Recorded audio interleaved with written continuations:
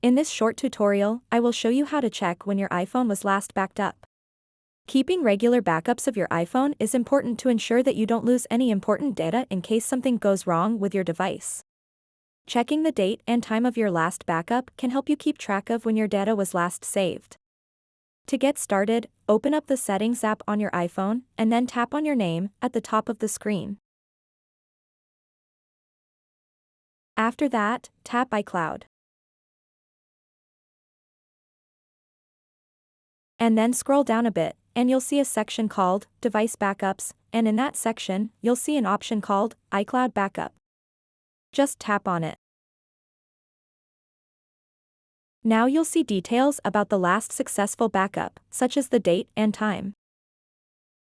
If you see a recent date and time, it means your iPhone has been successfully backed up recently. You can also initiate a manual backup by tapping where it says, Backup Now. So that wraps up this tutorial. If you have any questions about this whole process, please let me know in the comments section below. And if this video helped you out, please give it a big thumbs up and subscribe to this channel for more tutorial videos like this one.